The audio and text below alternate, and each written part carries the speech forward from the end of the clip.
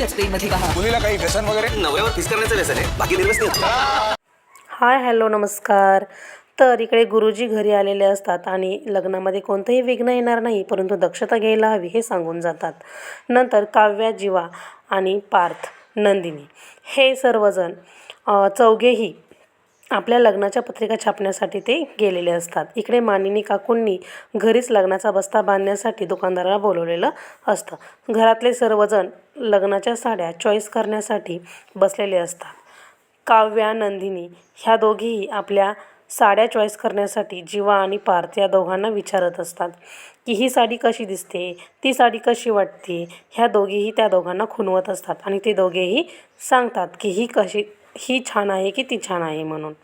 मग ह्या चौघांनाही खूप खुश पाहून मानिनी काकूही खूप खुश होतात आणि त्याही आपला अनुभव शेअर करतात. परंतु पुढील भागामध्ये असं काही घडणार आहे का वेगळं, हे पाहायला आपल्याला मिळणार आहे.